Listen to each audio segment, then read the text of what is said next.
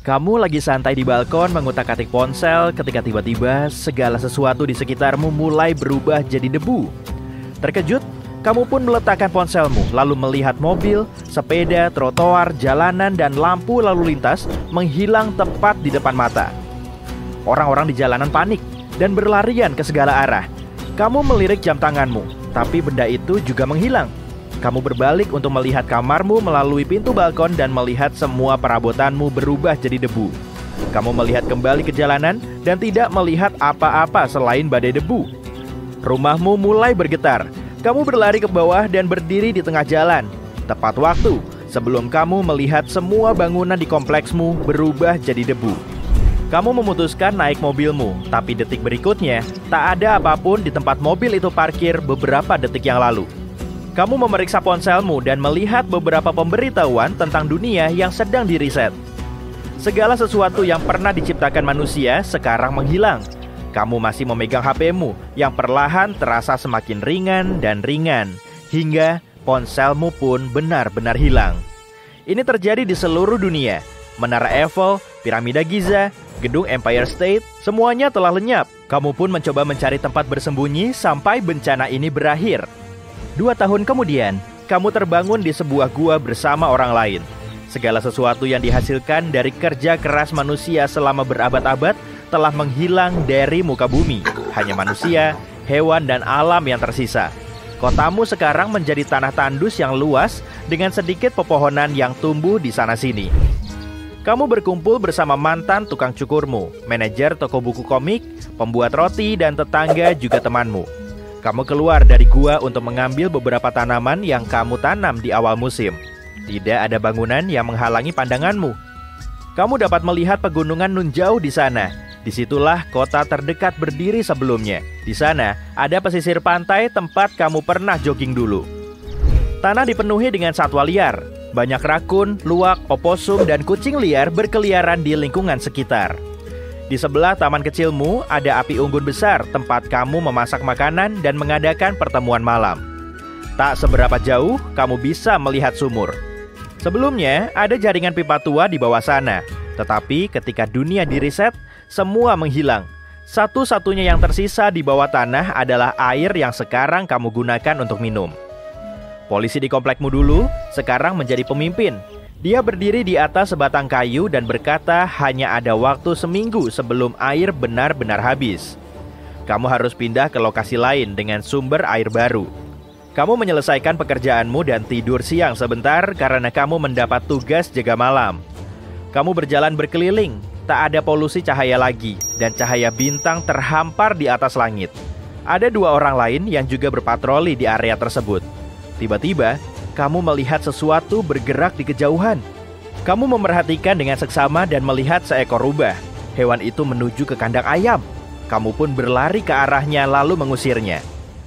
Hari pindahan pun tiba. Semua orang mengemas semua barang mereka ke dalam tas yang terbuat dari tali dan mulai berjalan. Hanya ada 1 kuda yang membawa persediaan dan air untuk semua orang. Perjalanan menuju danau ini akan memakan waktu sekitar seminggu dengan berjalan kaki. Kamu melewati dataran yang dulunya adalah jalan raya antar provinsi. Matahari bersinar terik dan kelompokmu bergerak sangat lambat. Di jalan, kamu bertemu karavan nomaden lain yang menjual berbagai barang. Di malam hari, kamu mendirikan kemah di sebelah pom bensin tua. Bangunannya sudah tidak ada, tapi fondasinya masih tersisa. Seminggu kemudian, kamu akhirnya berhasil mencapai pegunungan di dekat danau dan memasuki hutan. Kamu harus menanjak hampir sepanjang jalan. Segera, hari menjadi gelap. Kamu harus membuat kemah di bawah naungan pohon-pohon tua. Malam itu dingin sekali, dan anggota kelompokmu berkumpul di sekitar api unggun. Kamu pun kembali berjaga malam ketika semua orang tertidur. Kamu sedang patroli ketika mendengar suara menggeram. Kamu mengawasi sekitarmu dan melihat beruang. Kamu langsung merunduk dan mencoba untuk tidak membuat suara apapun. Tiba-tiba, kamu menyadari kalau di sampingmu ada anak beruang. Makhluk penasaran itu mengendus-endus hanya beberapa langkah darimu. Sang induk beruang mengaum, memanggil anaknya. Kamu pun mundur perlahan. Semuanya baik-baik saja sampai kamu tidak sengaja menginjak ranting pohon. Si anak beruang pun mulai meratap. Ibunya melompat keluar dari balik pohon. dan melihatmu. Makhluk besar itu berdiri di atas kaki belakangnya dan mengaum. Orang-orang pun terbangun dengan panik. Kamu berlari dan beruang itu mengejarmu. Pemimpin kelompok dan orang lain yang berjaga malam berhasil menakut-nakuti hewan yang ngamuk itu. Kamu memang berpengalaman menghadapi rubah dan rakun, tapi tidak dengan beruang. Inilah pengalaman pertamamu. Kamu pun sadar kalau kamu tidak berada di puncak rantai makanan lagi. Keesokan harinya, kamu melanjutkan perjalanan dengan sangat hati-hati. Banyak hewan liar, seperti singa gunung dan kucing hutan yang mengintai. Kamu akhirnya berhasil sampai ke sisi lain gunung dan melihat danau. Ini adalah area luas yang dulunya merupakan tempat perkemahan umum. Sekarang, ada beberapa pemukiman yang dibangun di dekat perairan. Kelompokmu tidak terlalu besar. Itu sebabnya kamu menetap di dekat sungai yang mengalir keluar dari danau. Kemudian membangun gubuk di sebelah air terjun dan terus bekerja sebagai petani. Kamu bertemu orang-orang yang luar biasa dari pemukiman lain. Mereka dulunya merupakan ilmuwan, insinyur, musisi, dan dokter. Para ilmuwan mencoba mencari cara untuk membangun kembali peradaban dengan teknologi, tapi kemungkinan akan memakan waktu puluhan tahun. Langkah pertama berhasil diambil dengan membuat oven, panci, dan wajan dari tanah liat. Mereka juga membangun dermaga di danau dan kano untuk memancing dan transportasi. Beberapa bulan berlalu, sistem irigasi menggunakan air danau telah berhasil dibangun. Para insinyur di pemukiman bahkan telah membuat sistem perpipaan yang mengalirkan air bersih ke setiap rumah. Sekarang, para ahli ini sedang membangun bendungan kecil untuk menghasilkan listrik, meski mungkin memakan waktu berbulan-bulan agar dapat terwujud. Pemukiman berkembang semakin besar setiap minggunya. Gubuk-gubuk baru dibangun sepanjang waktu. Seorang tukang kayu telah membuat bengkel untuk membuat furniture dan peralatan. Kamu tidak lagi harus patroli di malam hari dan dapat fokus sepenuhnya pada pertanianmu. Sejak segala yang diciptakan manusia lenyap, manusia menjadi jauh lebih sehat dan lebih kuat dari sebelumnya. Tidak ada yang duduk berleha-leha di rumah dengan mata tertuju pada ponsel atau layar TV. Asap yang menutupi perkotaan pun menghilang. Kehidupan laut berkembang pesat. Tidak ada polusi, dan pepohonan sekarang tumbuh di tempat yang dulunya gundul. Semua orang bepergian dengan berjalan kaki atau dengan kuda dan keledai. Hewan-hewan ini dikembangbiakan sebagai alat transportasi. Jumlahnya jadi banyak. Kegiatan ekonomi pun telah berubah. Semua orang menawarkan tenaga mereka dengan imbalan makanan atau hal-hal lain yang mereka butuhkan. Semua orang harus berkontribusi jika ingin tinggal di pemukiman. Ada beberapa perantau yang tinggal sendiri, tapi tidak mudah bertahan hidup di alam liar tanpa bantuan orang lain. Itu sebabnya orang-orang ini umumnya bekerja sebagai pedagang, mengirimkan barang antar pemukiman yang jaraknya terlalu jauh satu sama lain. Untuk hiburan, orang-orang bermain peran dari film klasik lama di depan penonton. Ada yang berhasil membuat gitar, seruling, dan alat musik perkusi dari nol. Sekarang, kamu dapat menonton konser di malam hari. Kamu menemukan tempat yang indah untuk menggambar dengan menggunakan tinta alami dan dedaunan sebagai pengganti kertas. Tiba-tiba, kamu melihat sesuatu mencuat dari tanah. Kamu mengambilnya dan memeriksa benda yang tampak familiar dengan bentuk yang hampir sempurna itu. Dalam sekejap, kamu bergegas kembali ke gubuk untuk membersihkan barang tersebut. Ada yang penasaran dengan gerak-gerikmu, tapi kamu memastikan tidak ada yang melihat temuan itu. Akhirnya, benda itu pun bersih. Kecurigaanmu pun benar. Benda itu adalah ponsel pintar. Bukti pertama dari kemajuan teknologi masa lalu yang tersisa. Kamu mencoba menyalakannya, dan gadget itu benar-benar menyala. Kamu membaca pesan di ponsel itu. Isinya mengungkapkan alasan di balik lenyapnya semua yang diciptakan oleh manusia. Hilang begitu saja menjadi butiran debu.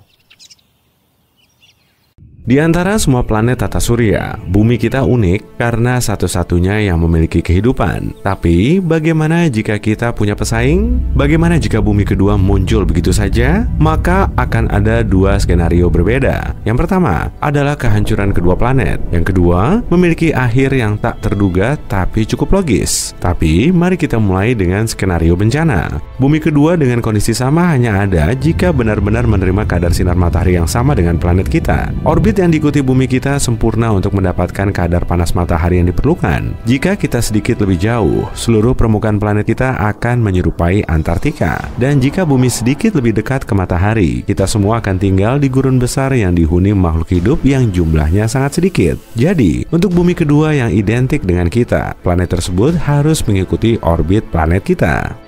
Dua benda besar bisa berada dekat satu sama lain. Penyatuan bumi dan bulan adalah contohnya. Tapi, kalau objek kedua memiliki berat dan ukuran yang sama dengan planet kita, tidak akan ada cukup ruang bagi keduanya. Gravitasi dua bumi akan menjadi masalah besar. Dua dunia akan bertabrakan karena keduanya akan saling menarik. Proses ini akan berlangsung selama ratusan juta tahun. Dan pada akhirnya, keduanya akan berubah menjadi satu dunia raksasa. Dan serpihannya akan terlontar di sekitar planet yang baru terbentuk menyerupai cincin di sekitar Saturnus. Atau salah satu planet akan mendorong yang lain keluar dari orbitnya. Dalam hal ini, salah satu bumi akan melaju menuju matahari dan terbakar di atmosfernya.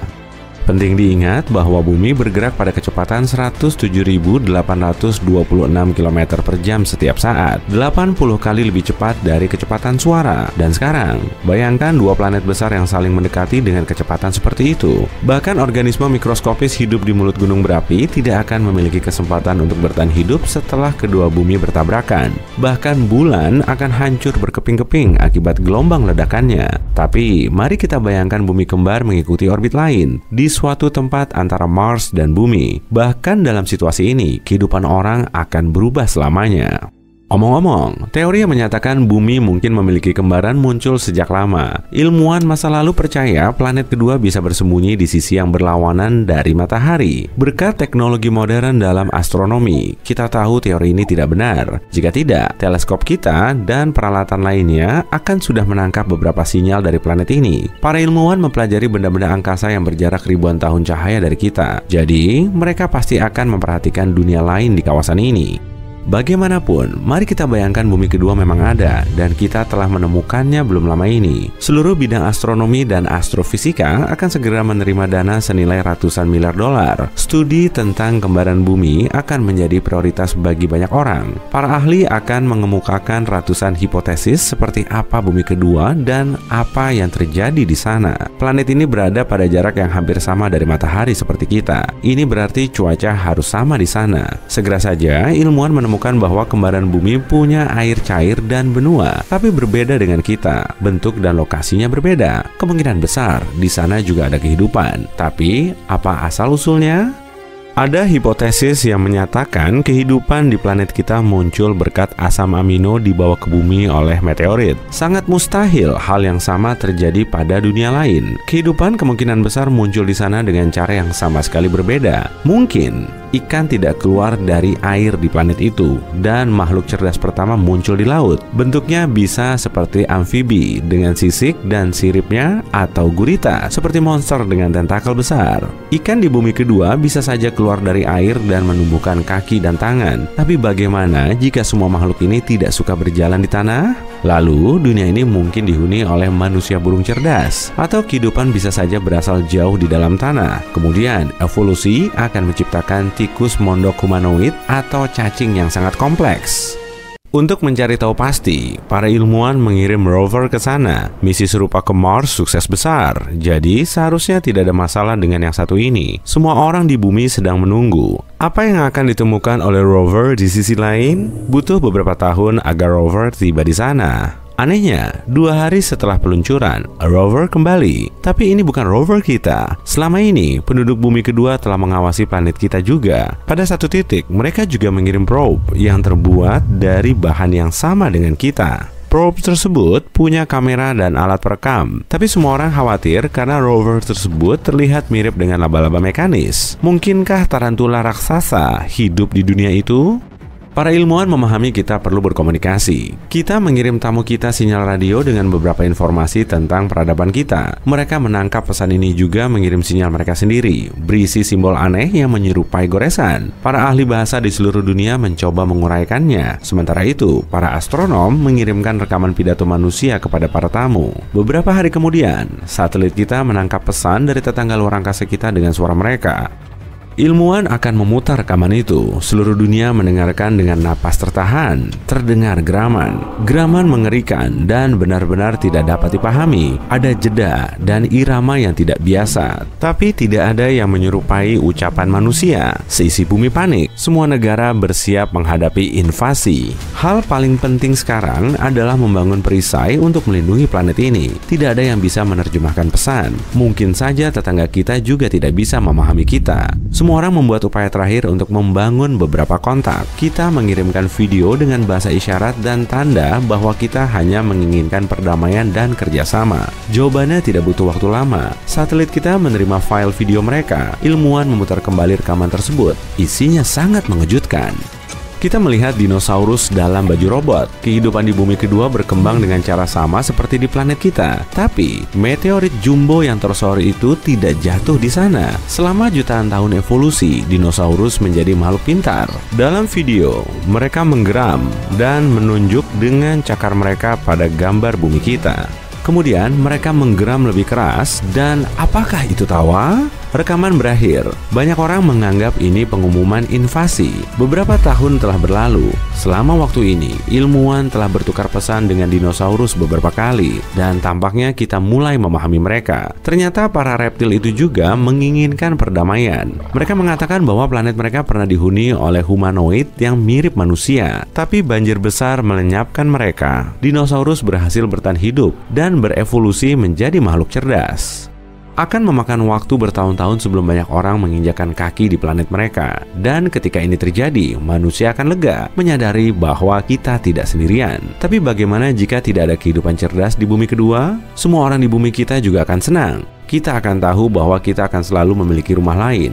Mungkin kita akan segera mulai menjelajahi kembaran bumi atau mulai menambang sumber daya untuk memenuhi kebutuhan kita. Dalam hal apapun, hidup kita tidak akan berubah segera karena planet itu akan terlalu jauh dari planet kita. Puluhan generasi akan berlalu sebelum orang-orang mulai menetap di bumi kedua. Planet kita akan kehilangan lebih banyak dan lebih banyak sumber daya, sehingga semua orang ingin pindah ke dunia baru. Awalnya, hanya orang terkaya yang mampu melakukannya, tapi seiring waktu, perjalanan ruang angkasa akan menjadi lebih murah. Orang mungkin akan menginvestasikan banyak uang untuk membangun surga di bumi kedua. Jika ini terjadi, kita akan mengunjungi dunia ini selama liburan untuk menghirup udara segar dan menikmati alam. Dalam hal apapun, populasi manusia akan tumbuh. Ini berarti bahwa cepat atau lambat, bumi kedua akan dihuni manusia seperti bumi pertama. Kemudian, orang-orang akan mulai mencari rumah baru di antara bintang. Omong-omong, jika ada kehidupan di planet yang mirip dengan kita, mungkin bentuknya seperti gurita. Bahkan ada teori bahwa gurita datang ke bumi dari beberapa dunia lain. Setiap hewan memiliki beberapa tahap perkembangan evolusioner. Misalnya, gajah dan mamut berasal dari satu nenek moyang yang sama 5-6 juta tahun yang lalu. Melihat lebih jauh, hampir semua mamalia berevolusi dari satu nenek moyang yang sama dengan reptil. Setiap spesies telah berubah selama jutaan tahun. Hal yang berbeda terjadi pada gurita. Makhluk ini tiba-tiba muncul di atas silsilah keluarga. Dari sudut pandang evolusi, cumi-cumi harus berevolusi menjadi gurita jutaan tahun dari sekarang. Tapi lihat, makhluk ini sudah ada di sini. Selain itu, gurita sangat pintar. Kode genetik mereka jauh lebih beragam daripada manusia. Mungkin saja gurita aslinya pengunjung dari planet lain yang mirip dengan kita. Tapi tentu saja, ini hanyalah hipotesis. Meteorit besar memasuki atmosfer kita, menyebabkan bencana dahsyat. Segala bentuk kehidupan di bumi sirna. Gelombang api raksasa mengitari planet ini beberapa kali, sampai hanya tersisa abu dan debu dari lanskap yang hijau itu. Tapi sekali lagi ada pilihan lain untuk masa depan planet kita. Matahari bisa menelannya. Tunggu, kamu siapa? Dalam evolusinya, bintang kita akan terus berkembang. Ini suara satunya dari mana sih? Hingga akhirnya membesar dan menelan planet kita bahkan tanpa sadar. Hey bro, ini videoku. Enak aja. Oke, nggak apa-apa, kali ini boleh deh berdua. Tapi jangan kejauhan ke masa depan dulu. Oke deh, aku nurut. Gimana kalau kita bahas bumi sebentar lagi bakal punya cincin? Kayak Saturnus? Mirip sih, cincin Saturnus kan terbuat dari debu dan es. Iya, katanya sih gitu. Ribuan tahun lalu, kejadian super misterius terjadi di orbit Saturnus. Gravitasi planet ini menghancurkan salah satu satelitnya. Ya, Saturnus itu raksasa gas. Bobotnya 95 kali lebih berat dibanding bumi. Jadi gravitasinya lebih kuat. Saturnus menarik bulan kecil dari orbitnya ke permukaannya. Terus, bulan kecil itu hancur dari dalam akibat gaya pasang surut. Kayak yang ada di antara bumi dan bulan. Banyak fragmen besar terjebak di orbit Saturnus. Menurut sebagian ilmuwan, ada tabrakan antara dua bulan di sana. Keduanya saling menabrak kayak bola biliar. Hasilnya, kedua objek kosmik ini berubah jadi puing-puing dan balok-balok es. Mau yang manapun prosesnya, puing-puing ini mulai mengitari Saturnus. Semuanya bertabrakan satu sama lain dan berubah jadi batu yang lebih kecil. Agak mirip blender kosmik gitu. Bebatuan ini secara bertahap terkikis jadi debu, dan balok es besar berubah jadi kristal kecil-kecil. Rata-rata rasio objek di sana dengan cincin ini sama kayak kuku manusia dengan bus sekolah. Dan sebentar lagi, cincin yang sama bakalan muncul di sekitar bumi. Tapi gimana caranya? Kita memang punya bulan sih, tapi kayaknya bulan gak bakal hancur dalam waktu dekat. Selain itu, kita gak punya bulan lain yang bisa menciptakan tabrakan yang sama di orbit kita. Sampah antariksa jawabannya. Ada banyak banget loh. Kita mulai meluncurkan pesawat antariksa ke orbit bumi sejak tahun 1957 dan hampir selalu mengikuti skenario yang sama. Ah, ya. Roket terdiri dari beberapa bagian. Pertama ada pendorong alias booster yang kadang jumlahnya lebih dari satu. Terus ada booster kedua, lalu ada kargo yang berada di dalam kapsul di ujung roket. Booster mempercepat roket hampir ke orbit dan kemudian melepaskan diri. Lalu booster kedua menyalakan mesin dan naik lebih tinggi supaya kargo sampai ke orbit. Kemudian booster keduanya juga dilepas. Baru kapsul kargo melepaskan satelit atau probe antariksa keluar angkasa. Ya, booster pertama dan kedua roket dan kapsul kargonya itu memang sekali pakai. Artinya semuanya tinggal di orbit bumi. Seiring waktu, planet kita menarik semua ini. Terus semuanya masuk ke atmosfer dan terbakar karena bergesekan dengan udara. Tapi banyak objek terus mengitari planet kita selama beberapa dekade. Tahun 2021, ada sekitar 170 juta sampah antariksa di orbit kita. Ini adalah bagian-bagian dari pesawat antariksa. Misalnya, baut yang digunakan untuk melepas booster roket. Ada juga satelit buatan usang atau yang masih beroperasi, pesawat antariksa yang masih berfungsi, dan puing-puing dari tabrakan yang pernah terjadi. Oh, aku pernah dengar juga tuh. Tahun 2009 ada dua satelit yang tabrakan. Keduanya hancur dan pecah, jadi sekitar 600 puing beragam ukuran. Ya, dan fragmen logam tajam ini terbang di orbitnya dengan kecepatan 10 km per detik. Bisa berangkat dari New York ke London dalam waktu kurang dari 10 menit tuh. Ya, itu sama kayak kecepatan terbang roket kita. Atau sekitar 45 kali lipat lebih cepat dibanding pesawat komersial. Nah, fragmen-fragmen ini punya banyak energi. Pas tabrakan semuanya hancur dan jadi lebih kecil. Sama kayak puing-puing bulan di sekitar Saturnus. Bener banget. Tapi puing-puing logam yang mengorbit lebih cepat dibanding kecepatan suara bisa ngerusak pesawat antariksa kita kan? Ya, Stasiun Luar Angkasa Internasional pernah nyalain mesin demi menghindari tabrakan dengan kumpulan sampah antariksa. Pecahan logam tajam bisa merusak lambung stasiun, bahkan bisa sampai bolong loh. Kalau ini terjadi, ISS yang harganya sekitar 2 kuadriliun pasti hancur. Jadi kalau kita terus buang sampah ke orbit, planet kita bisa beneran punya cincin nih. Dan cincin ini mungkin bakalan kelihatan pas siang. Cincin ini bakal mantulin sinar matahari, sama kayak bulan. Dan kalau nengok keluar jendela, kita bisa ngelihat garis indah yang tertutup oleh bayangan bumi. Keren banget ya. Mau lihat pemandangan yang lebih unik? Bayangin ukuran matahari kita meningkat 10 kali lipat. Dan proses itu lagi terjadi sekarang. Bintang kita adalah ketel raksasa yang membakar hidrogen. Matahari terus memanas, dan setiap 1 miliar tahun, matahari 10% makin cerah dan menghasilkan lebih banyak panas. Matahari bakalan bikin bumi makin panas, dan akhirnya, samudra dan lautan di bumi bakal menguap. Awan tebal akan menutupi langit kita, bikin bumi jadi kayak rumah kaca raksasa. Rumah kita ini bakal jadi kayak Venus. Kayaknya manusia nggak mungkin bisa hidup di bumi lagi. Terus gimana dong? Kita bakal angkut semua manusia dan hewan pakai pesawat antariksa buat pindah ke Mars. Nantinya, suhu hangat matahari di sana bakalan pas. Air dan karbon dioksida di dalam Mars bakal mulai menguap dan menciptakan atmosfer. Ini bakal bikin efek rumah kaca dan bikin planet ini cukup hangat jadi kita bisa jalan-jalan bebas pakai celana pendek. Kemudian dari permukaan Mars kita bakal ngeliat bumi berubah jadi batu nggak bernyawa dengan awan asam mirip Venus. Yup. Tapi sekitar 7 miliar tahun lagi, matahari bakalan lebih berkembang dan jadi raksasa merah. Di fase ini, ukurannya bakal jadi 256 kali lebih luas dibanding sekarang. Jadi matahari bakalan nelan Merkurius dan Venus seutuhnya, sementara ujungnya pas di orbit bumi. Jadi planet kita bakal tenggelam ke dalam plasma panas di permukaan matahari? Bisa jadi, tapi kalau bintang menghabiskan banyak bahan bakarnya, beratnya berkurang. Jadi medan gravitasi matahari juga bakal melemah. Planet-planet di tata surya pun nggak akan sedekat itu lagi. Mungkin orbit planet kita jadi lebih luas, dan bumi bakal jadi planet yang paling dekat ke matahari. Sebagian ilmuwan yakin pada saat itu, bulan Saturnus Titan bakal cocok jadi rumah baru buat umat manusia. Kemudian matahari bakal mulai melepas lapisan atasnya, jadi massa dan gravitasinya menurun drastis. Dampaknya, tata surya bakalan jadi kacau. Beberapa planet bakal saling tabrakan, yang lain mungkin terbang jauh ke angkasa luar yang gelap. Udah kayak biliar kosmik.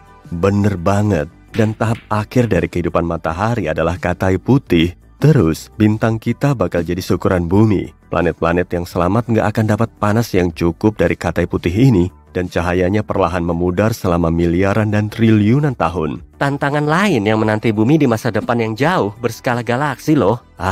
Tabrakan Bima Sakti dan Andromeda. Bener, sekarang ini galaksi Andromeda bergerak menuju kita dengan kecepatan 100 km per detik. Dengan kecepatan ini kita bisa mengitari bumi cuma dalam 6 menit. Nah, kita udah bisa nih ngelihat bintang-bintang dan gas dari galaksi Andromeda di langit malam dengan mata telanjang, yang jaraknya 2,5 juta tahun cahaya dari bumi. Dan 4 miliar tahun dari sekarang, kedua galaksi ini bakalan mulai nyatu. Belum ada yang tahu pasti gimana nasib bumi pada saat itu. Kalau bintang dan nebula dari dua galaksi bertabrakan, semuanya pasti kacau. Terus ledakan supernova bakal terjadi di mana-mana. Mirip kembang api. Tapi kemungkinan besar ini nggak akan terjadi. Kepadatan bintang dan objek antariksa yang ada di dalam galaksi rendah banget. Sementara jarak di antara keduanya super jauh. Ibaratnya kayak kamu ambil segenggam pasir terus kamu sebarkan ke seluruh bumi. Skenario yang paling mungkin terjadi adalah pas kedua galaksi ini tabrakan, gak akan ada air cair di permukaan bumi yang panas, yang berarti akhir bagi seluruh kehidupan. Para ilmuwan meyakini ini bisa terjadi dalam waktu 3,75 miliar tahun lagi. Lihatlah pria kekar berkulit oranye ini. Dia sudah berada di Mars selama beberapa waktu. Itulah sebabnya dia kelihatan seperti salah memakai krim tanning. Tahukah kamu, kandungan karotenoid dalam wortel, ubi jalar, paprika, tomat, dan labu melindunginya dari sinar UV? Semakin banyak yang dia makan, semakin oranye warna kulitnya. Dan soal tubuhnya yang kekar, itu semua karena gravitasi Mars.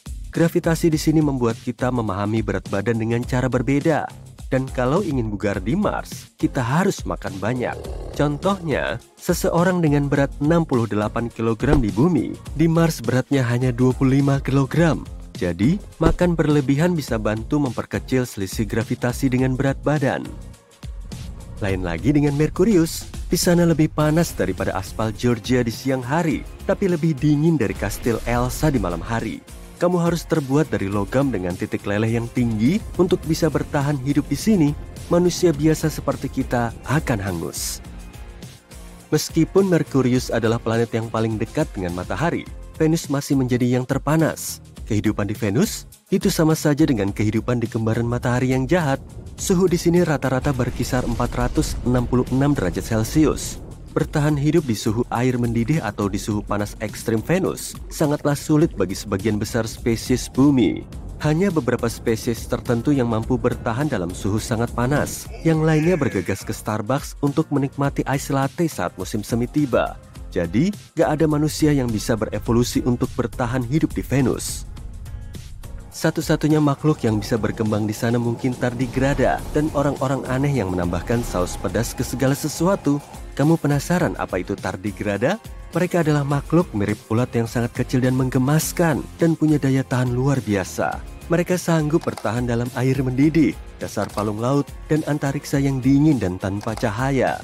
Baru-baru ini, tardigrada diikutkan dalam penelitian ilmiah di atas pesawat antariksa yang sayangnya jatuh di bulan. Para ilmuwan menduga tardigrada itu mungkin selamat dari benturan. Hei, kamu mau berubah menjadi makhluk ini dan tinggal di Venus? Oke, sudah cukup membahas planet-planet terestrialnya. Ayo kita beralih ke planet gas raksasa. Lihatlah makhluk dari Saturnus ini. Dia punya sirip alih-alih lengan dan lubang kecil tanpa penutup alih-alih telinga biasa. Sebagian besar raksasa gas lebih dingin daripada hati mantanmu dengan suhu sekitar minus 140 derajat Celcius. Kita nggak bisa berjalan di atasnya, tapi bisa mengubahnya jadi bola salju atau kristal es kalau mau. Kondisi di Jupiter.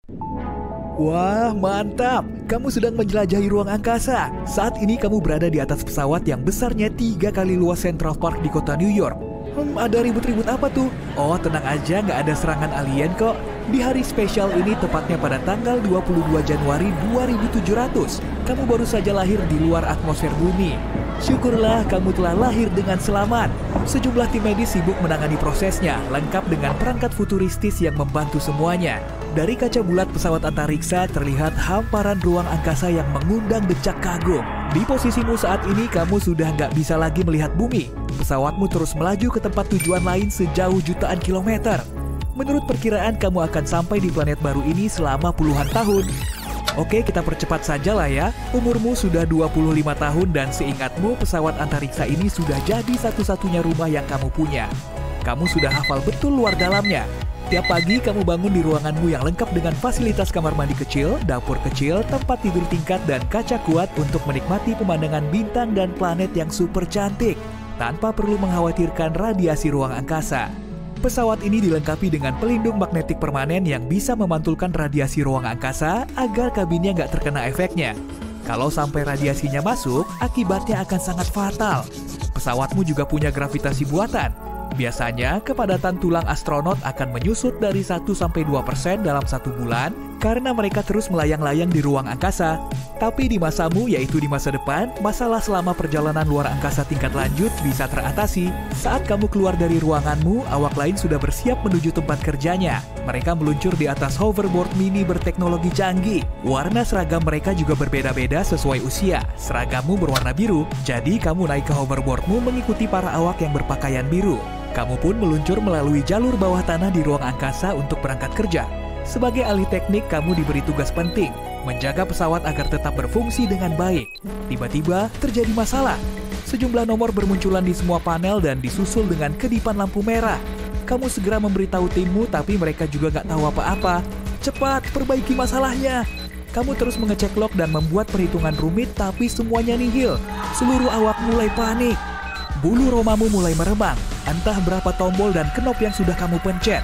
Tapi suara dengungan malah makin memekakkan telinga. Kedipan lampu terus-terusan menyilaukan mata. Rekan-rekanmu juga mulai menjauh, meninggalkanmu sendiri di ruangan itu. Supervisormu tiba-tiba menghampirimu untuk membantu. Dan setelah beberapa saat, akhirnya kalian bisa mengatasinya. Bikin deg-degan aja. Kamu masih perlu belajar banyak agar bisa mengendalikan pesawat. Sejak kecil kamu sudah bekerja sebagai ahli teknik karena kamu jago fisika, kimia, matematika, pokoknya semua pelajaran yang berkaitan dengan sains. Kejadian tadi memang biasa terjadi di pesawatmu, tapi bisa bekal pengalamanmu untuk jadi pilot kelak kan?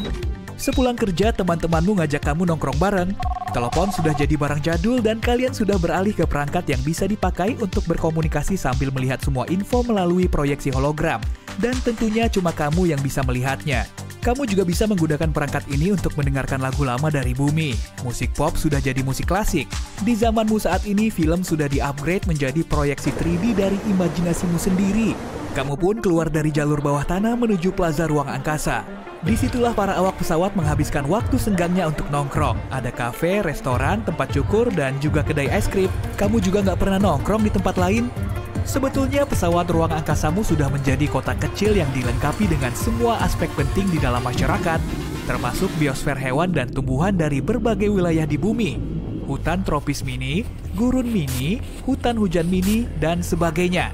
Para biolog ingin menyehatkan semua awak sehingga mereka bisa merasakan sensasi tinggal di rumah sendiri. Ya, meskipun kamu sendiri belum pernah menginjakan kaki di bumi sih, kakimu terus melangkah di tengah sabana liar.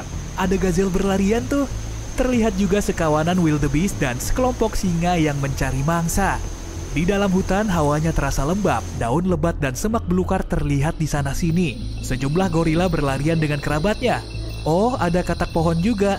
Dari atas pohon, jaguar mengintai mangsanya, lalu turun untuk minum. Di gurun kering, banyak unta berkeliaran.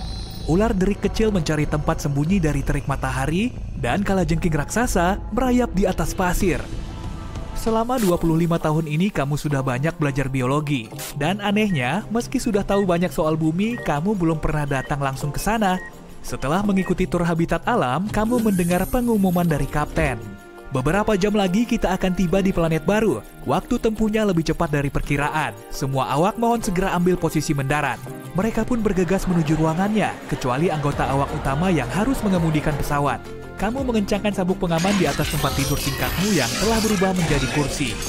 Saat menatap keluar jendela, matamu mendeteksi titik biru di kejauhan. Ukurannya terus membesar dan wujudnya sangat mirip dengan bumi. Waktu tempuhnya nggak terlalu lama kok. Cuma 25 tahun. Jadi penasaran deh, seperti apa ya kehidupan di sana? Kehidupanmu di ruang angkasa akan segera berakhir. Lalu kamu mulai mengingat-ingatnya lagi. Rasanya seperti tinggal di kutub selatan. Segelintir komunitas saintis menempati bagian selatan planet itu. Selama musim dingin hingga musim panas, mereka melakukan berbagai riset terkait iklim, geologi, meteorologi, dan astronomi. Kehidupan mereka pasti sangat mirip dengan kita yang tinggal di luar angkasa sini. Mereka punya bunker, lab science, dan ruang hiburan untuk berolahraga dan mendengarkan musik. Kondisi alam di planet yang kamu tuju nggak sama dengan di bumi. Pepohonan tropis menjulang tinggi melebihi gedung pencakar langit yang paling tinggi. Lautannya sangat ganas, badai terus melanda selama bertahun-tahun. Pesawatmu segera mendarat dan pendaratannya berjalan dengan mulus. Oke, saatnya menjelajahi planet baru. Setelah melepaskan sabuk pengaman, kamu segera keluar pesawat untuk menyaksikan planet baru ini dari dekat. Tanahnya terasa aneh dan baru. Hawanya sangat lembab dan anginnya terasa hangat. Kamu telah mendarat di bagian tropis planet ini. Menurut para peneliti, bagian ini sangat cocok dijadikan sebagai permukiman baru. Semua itu pasti nggak akan mudah. Manusia biasa mendirikan permukiman baru di dekat danau dan sungai. Begitupun dengan bangsa Mesopotamia, Mesir kuno, Aztec, dan masih banyak lagi. Mereka mulai merintis permukiman kecil hingga berkembang menjadi peradaban besar yang berfungsi penuh. Dengan berdagang dan berekspedisi, mereka bisa memajukan teknologi, mempelajari bahasa baru, dan membuat resep masakan lezat. Wah, kok tiba-tiba jadi pengen makan pasta dan sushi ya? Para ilmuwan berpendapat, penampilan kita akan berubah kalau kita terlahir di ruang angkasa. Dalam ribuan generasi, kepala manusia kemungkinan akan lebih besar. Siapa tahu aja kan? Yang jelas, kita nggak bisa bikin simulasinya di bumi. Warna kulit kita juga mungkin akan berbeda karena di ruang angkasa sana kita perlu lebih banyak melamin, yaitu pigmen yang melindungi kita dari radiasi matahari. Semakin mendekati matahari atau objek panas lain, kulit kita akan jadi coklat gelap, ungu, abu-abu, atau bahkan hijau. Untuk mencari tahu jawabannya, kita perlu menunggu sampai berjuta-juta tahun. Tanpa gravitasi, manusia juga harus membiasakan diri dengan tulang yang kurang padat sama seperti burung, maka kemungkinan kita akan lebih lemah dari manusia purba di bumi. Sejumlah anggota tubuh kita juga mungkin akan terlihat aneh.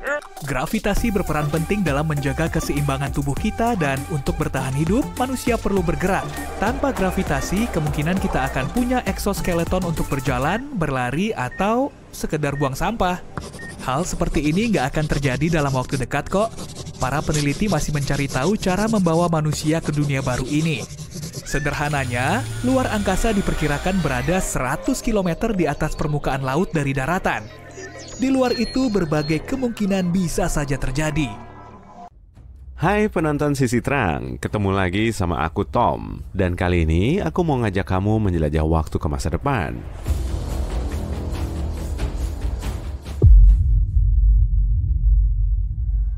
Semisal hari ini kamu berulang tahun dan seluruh kerabatmu ikut ngerayain. Totalnya ada 562 orang.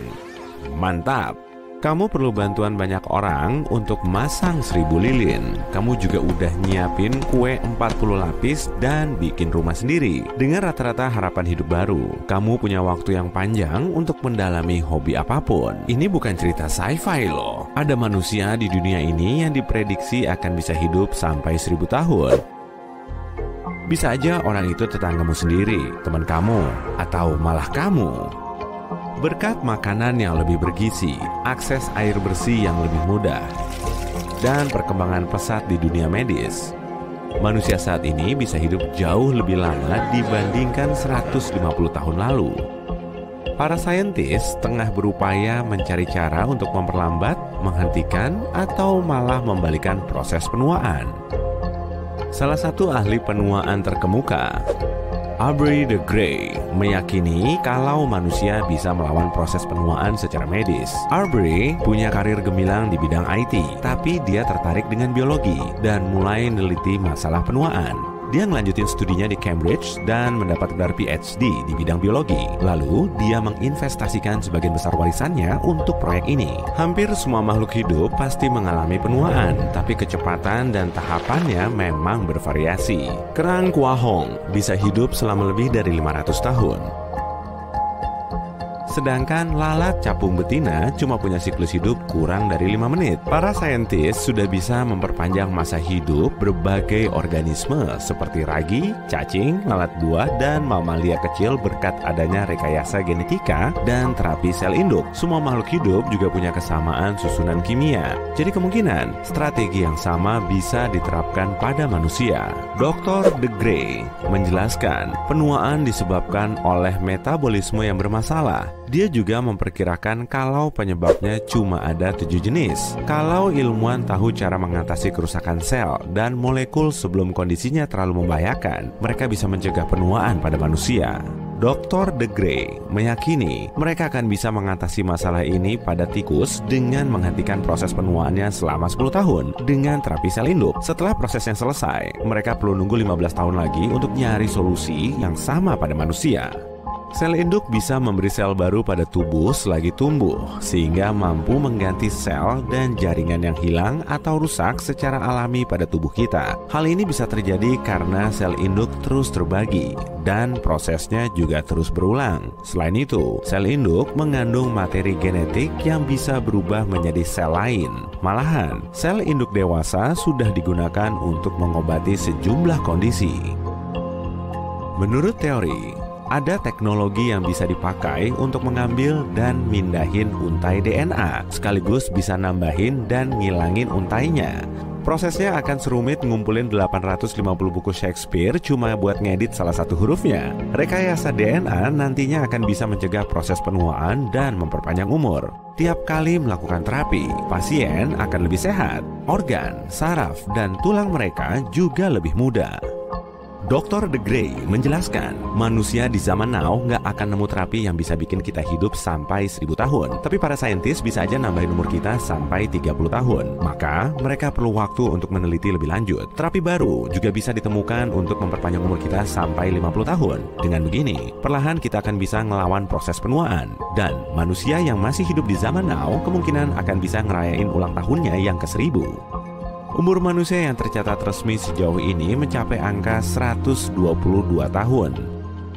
Semoga aja tabungan pensiunku bisa cukup buat menikmati masa tuaku. Kalau diberi umur panjang, aku nggak mau bersusah payah kerja lagi. Yah, maunya sih gitu. Dunia ini terus mengalami perkembangan. Sejumlah ilmuwan memperkirakan kalau proses evolusi telah berlangsung 100 kali lebih cepat selama 10.000 tahun terakhir ini. Suhu tubuh rata-rata terus turun tiap 10 tahun selama 200 tahun terakhir. Pada tahun 1868, suhu 37 derajat Celcius dianggap normal. Kini, angkanya turun ke 36,6 derajat. Kemajuan di bidang medis memiliki peranan penting dalam mengobati penyakit menular, sehingga mempercepat metabolisme dan membuat suhu internal lebih tinggi. Selain itu, kita lebih banyak menghabiskan waktu di dalam ruangan yang nyaman dan sejuk, sehingga nggak perlu repot-repot lagi untuk menjaga suhu tubuh netral. Selama 150 tahun terakhir, tinggi badan rata-rata orang dewasa naik 10 cm. Berat badan rata-rata kita juga naik sampai 14%. Ada juga yang lebih berat lagi. Kita bisa menjadi lebih fit karena perbaikan gizi, distribusi makanan, layanan kesehatan, dan kebersihan. Ilmuwan juga yakin tren ini akan terus berlanjut di masa depan. Manusia bertubuh berat dan tinggi akan butuh lebih banyak kalori, jadi ini bisa jadi masalah. Struktur gen manusia juga terus berubah. Ribuan tahun yang lalu, orang dewasa nggak bisa minum susu karena salah satu enzim nggak berfungsi. Saat usaha peternakan menjadi populer, akhirnya kita mendapat gen yang bisa mengontrol toleransi laktosa. Di India, ada sekelompok vegetarian yang tubuhnya mengalami mutasi gen, sehingga mereka bisa memproses asam lemak dari sumber non-daging, lalu mengubahnya menjadi nutrisi penting untuk menyehatkan otak. Para pemakan daging umumnya nggak punya gen ini. Tulang manusia terus melemah dan keropos. Proses ini berawal sejak 12.000 tahun yang lalu. Pada era bercocok tanam, pola makan, dan aktivitas fisik manusia mulai berubah. Dan akibatnya, kerangka kita lebih rapuh. Tren ini akan terus berlanjut karena manusia di zaman now makin jarang bergerak. Sebagian orang yang tinggal di rumah perahu di Afrika Tenggara memiliki limpah yang lebih besar daripada tetangga mereka. Adaptasi ini bikin mereka lebih kuat saat berada di bawah air. Mereka menghabiskan sebagian besar hidupnya dengan mancing dan ngumpulin kerang. 100 tahun dari sekarang, manusia akan terus mendapat upgrade tubuh meski kita nggak memerlukannya karena alasan medis. Sejumlah perusahaan telah memproduksi kerangka luar mekanik untuk membuat pekerja pabrik lebih produktif. Ada juga kerangka luar untuk para pemain ski agar mereka lebih cepat. Seiring berkembangnya teknologi, alat gerak robot akan terus bermunculan. Alat ini akan meniru gerakan tubuh atau mengganti organ, sehingga penggunanya bisa mewujudkan impiannya. Kita akan bisa mendaki Gunung Everest di umur 80 tahun dengan organ bionik yang dikendalikan dari smartphone. Oke, indera baru juga akan muncul. Dengan teknologi, kita akan bisa ngerasain aktivitas seismik melalui sensor di kaki, mendengar gelombang warna melalui antena di kepala, meramal cuaca melalui gadget di telinga, dan punya indera lain yang belum ada saat ini. Dengan begini, manusia akan berusaha lebih dekat dengan alam. Mungkin, ya. Manusia akan lebih sering mengandalkan kemampuan kognitifnya pada gadget. Malahan kebanyakan nggak bisa baca peta lagi, karena gadget udah ngasih tahu rute yang harus dilalui. Akan ada antarmuka mesin otak yang bisa mindahin pikiran kita secara online, kemudian menganalisis semuanya. Mekanismenya mirip-mirip kayak penghitung langkah dan kalori pada aplikasi yang bisa melacaknya. Aplikasi di masa depan akan bisa melacak tingkat perhatian kita pada suatu masalah atau malah menganalisis suatu argumen secara detail. Wih, nggak perlu kemampuan manusia aja nih. Nantinya, para ilmuwan akan bisa memperbesar diameter neuron di dalam otak. Dengan begini, kita akan punya waktu reaksi yang sangat canggih dan bisa menggunakan fungsi slow motion beneran saat memerlukannya. Dengan rekayasa genetika, tampilan manusia akan lebih mirip untuk nyesuaiin dengan konsep daya tarik yang berlaku secara umum. Ada kontur tegas, hidung mancung, mata bulat cantik, dan semua bentuk wajah yang sesuai dengan rasio emas. Bagian kiri dan kanan harus simetris. Otak akan terus tumbuh, jadi akan ada dahi lebih lebar. Dan mungkin alis yang lebih tebal juga, biar imbang kan? Karena kemungkinan besar manusia akan mulai hidup di planet lain, kita harus beradaptasi dengan kondisi ekstrimnya. Paru-paru kita perlu dirancang ulang agar bisa menghirup lebih banyak oksigen di atmosfer lain. Jaringan tubuh juga perlu berubah untuk nyaring zat berbahaya dari atmosfer baru. Semakin jauh manusia dari matahari, kondisinya akan semakin gelap, sehingga kita perlu bola mata dan pupil yang lebih besar. Dengan bentuk mata begitu, kita bisa menyerap lebih banyak sinar matahari. Akan ada juga fitur tubuh baru seperti penglihatan minim cahaya dan berkedip menyamping untuk melindungi mata dari sinar kosmik. Dalam selang waktu 1000 tahun lagi, komputer akan semakin menyerupai manusia, dan untuk mengimbangi kekuatannya, manusia akan lebih terintegrasi dengan robot. Nanobot kecil akan terus bergerak di dalam tubuh untuk meningkatkan semua kemampuan alami kita. Manusia akan bisa merekam suara dan memiliki telepon bawaan di telinga dengan pendengaran super. Akan ada juga penglihatan super dan kesehatan super secara umum. Kedengerannya keren banget kan? Dengan menyatukan pikiran manusia dan komputer, kita akan punya kemampuan otak super. Dengan begini, kita akan bisa nyelesain perhitungan paling rumit dengan cepat, atau nyari korelasi dan fakta di dalam pikiran. Kita juga nggak perlu lagi ngetik pesan karena komunikasi dengan orang lain bisa dilakukan melalui sinyal listrik dan transmisi pikiran langsung. Manusia akan berubah menjadi spesies antar planet. Mars kemungkinan besar akan jadi hunian baru kita. Manusia baru yang lahir di Mars akan lebih tinggi daripada penghuni bumi. Gravitasi bumi 3 kali lebih kuat daripada di Mars. Dan cairan cerebrospinal akan lebih banyak, sehingga tulang belakang kita lebih panjang. Manusia kemungkinan besar akan hidup lebih lama. Untuk merealisasikannya, ilmuwan perlu nyari tahu caranya mendownload kesadaran ke dalam mesin. Mereka juga udah nyoba mindahin kesadaran di kalangan hewan. Nah, gimana menurutmu? Kalau menurutku kok agak nyeremin ya. Sebaiknya disimpan aja deh nanobotnya. Kalau aku sih mendingan duduk santuy sambil ngeliatin langit yang menawan. Seperti kata pepatah, umur hanyalah deretan angka. Yang terpenting adalah gimana cara kita menjalaninya. Bener kan? Saat itu adalah awal abad ke-20 dan dua rival ini, Robert Scott dan Roald Amundsen, memulai ekspedisi mereka untuk menjadi orang pertama dalam sejarah yang mencapai Kutub Selatan. Perlombaan ini tidak mudah dan berakhir tragis bagi Scott. Amundsen berhasil menang dan mendirikan tendanya di kutub mendahului para pesaingnya.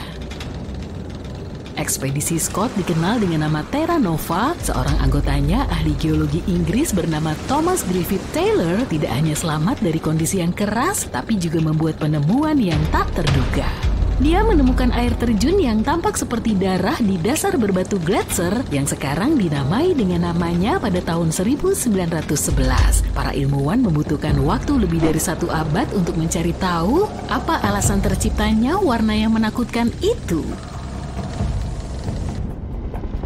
Sebuah tim ilmuwan Amerika melakukan perjalanan ke Gletser Taylor dengan mikroskop elektron yang kuat untuk menganalisis kandungannya. Penelitian sebelumnya telah menggores permukaan teka-teki warna merah itu, tapi belum ada yang melakukan analisis skala penuh terhadap susunan mineraloginya. Para peneliti ini menggunakan sebuah peralatan analitik dan menemukan nanosfer kecil yang kaya akan zat besi. Partikel-partikel yang sangat kecil ini, yang berukuran 1/100 sel darah merah manusia, berasal dari mikroba purba. Partikel ini tumbuh subur di dalam lelehan air Gletser Taylor.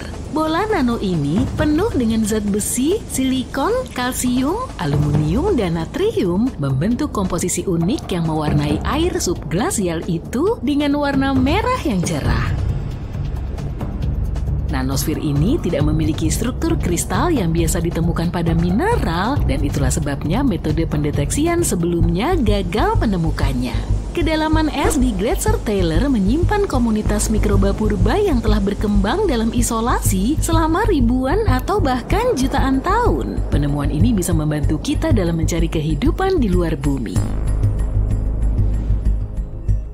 Dr. Ken Levy, seorang ilmuwan peneliti di Johns Hopkins University, memiliki keahlian yang mengesankan dalam bidang material planet dan analisis sampel Mars. Dia memutuskan untuk mencari tahu apa yang akan terjadi jika Mars Rover mendarat di Antartika. Mungkinkah rover itu menemukan apa yang membuat air terjun darah berwarna merah memukau?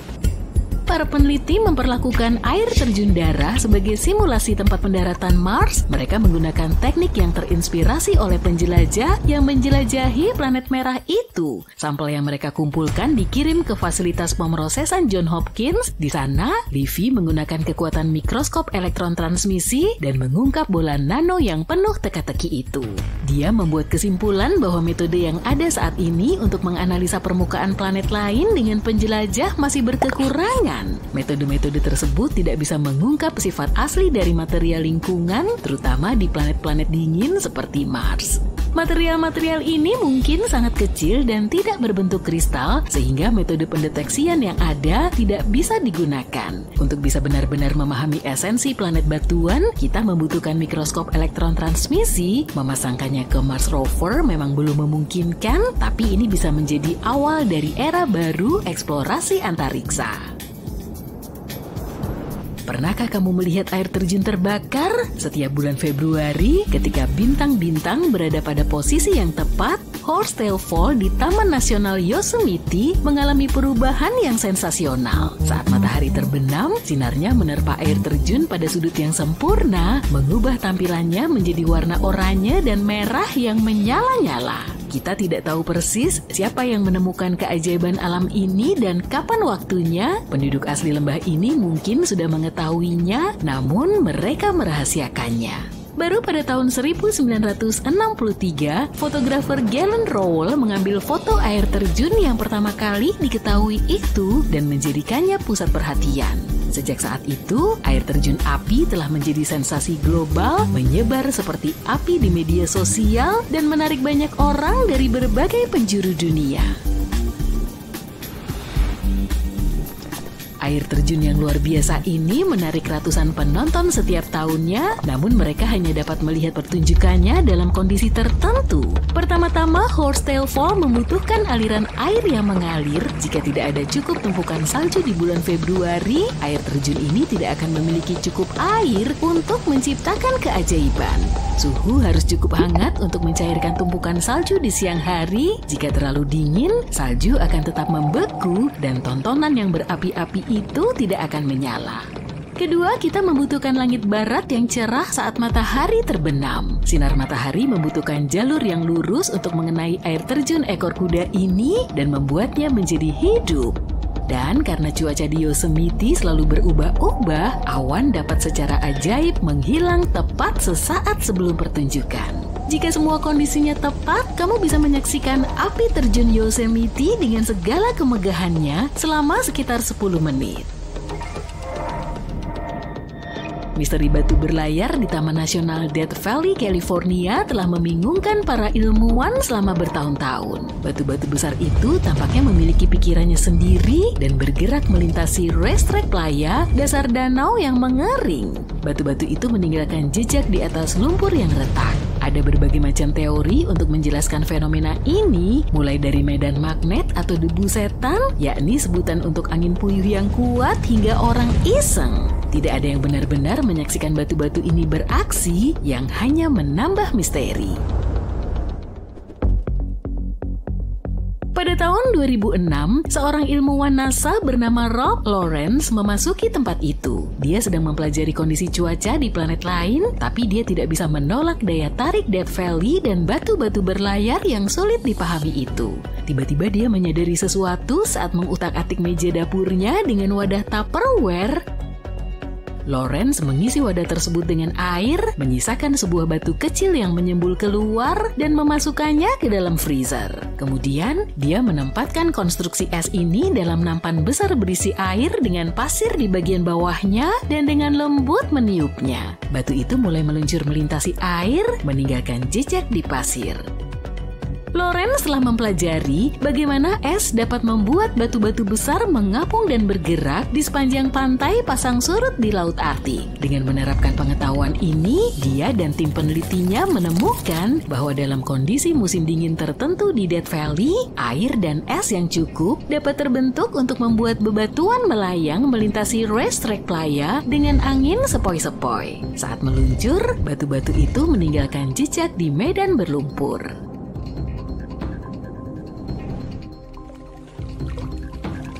Sungai dengan 5 warna Cano Cristales di Kolombia memiliki gelar tidak resmi sebagai sungai terindah di dunia. Hampir sepanjang tahun, sungai ini terlihat seperti sungai biasa lainnya. Keajaiban yang sesungguhnya terjadi antara musim hujan dan musim kemarau saat tinggi airnya sempurna. Dasar sungai yang unik ini diselimuti dengan tanaman khusus, dan ketika kondisinya tepat, sungai ini akan memancarkan warna yang memukau. Bayangkan warna merah yang cerah, kuning yang memukau, dan hijau yang rimbun, semuanya berbaur dengan air biru, seperti melangkah ke pelangi yang hidup dengan ribuan warna. Pemandangan fenomenal ini hanya berlangsung selama beberapa minggu dari bulan September hingga November. Selama musim hujan di Kolombia, air sungai mengalir terlalu deras dan dalam sehingga menutupi dasar sungai dan menghalangi tanaman untuk mendapatkan sinar matahari yang dibutuhkan untuk mendapatkan warnanya. Dan pada musim kemarau, tidak ada cukup air untuk mendukung kehidupan yang mencolok di sungai itu. Jadi kamu harus menyaksikan